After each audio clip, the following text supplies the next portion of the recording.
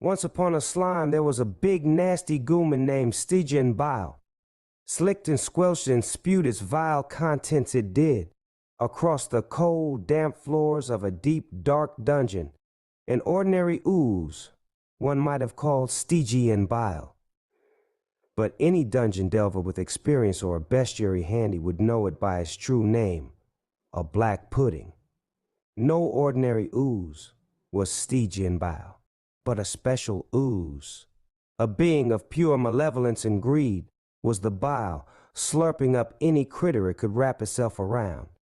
Eternally hungry was the bile, but totally unable to comprehend the nature or value of the very life it consumed. One dark day thrust into peril was the bile, having engaged itself in mortal combat with a shitty wizard of no real importance or talents worthy of mention.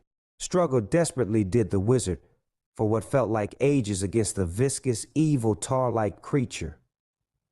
In a last-ditch attempt to unbind himself, did the wizard cast a holy light upon the dungeon wall, casting sharp shadows against the far walls. Never knew the concept of true light did this place, never had such blinding brilliance been conceived by its denizens. At once did the many critters and crawlers skitter away into shadow. Stunned and confused, the bile did find itself, afraid for the first time in its miserable lifetime. Another spell did the wizard attempt to cast upon the bile, but into his gaping mouth did the sinister slime slither, suffocating the shitty magician. Into a stomach of acid did the bile find itself quite at home, absorbing the wizard's innards as its caustic body ate away at the tender fleshes and bones from within. With moments left to live, did the wizard produce a mystical scroll from his belt. Belched did the wizard, black acidic goo upon his garb and onto the floor, managing to muck out one final word, which summoned the scroll's effects in an instant. Explode into gore and viscera did the wizard, along with the contents of his stomach.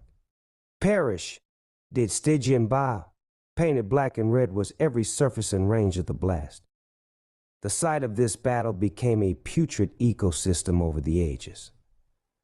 Growth and decay and life and rot, a vicious cycle did rage on across the room's many surfaces.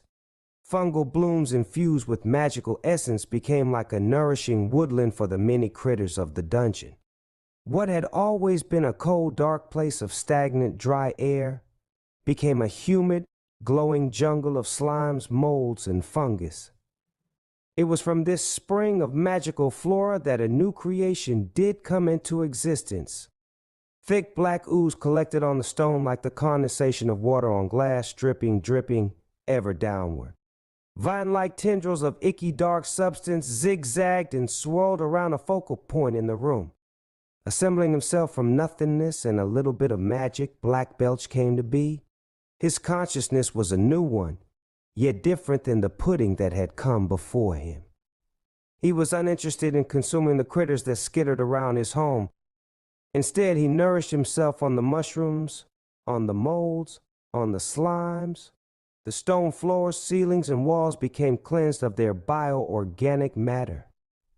Blackbelch was a caretaker of the place, keeping it tidy and making it a nice place to call home. For ages, Blackbelch dared not wander far from the soft glow of his lodge. Yet this changed as he grew more and more inquisitive and curious of what extended beyond the black. Eventually, what could be considered intelligence emerged from within, perhaps triggered by the remnants of the long-dead wizard's magical essence. Without knowing why, Blackbelch became enamored with worldly objects and scraps of technology left behind by unfortunate adventurers. He collected what tiny trinkets he could muster within his blob-like body and dragged them back to his lodge, where they became oddities and wonders to the little pudding. With metal and wood and arcane energies abound, the little pudding experimented with crafting, fancying himself an inventor and a scholar of the strange lore associated with the world above. It wouldn't take long before the gooey artificer yearned for the surface. The call to adventure was inevitable, and this is where his story truly begins.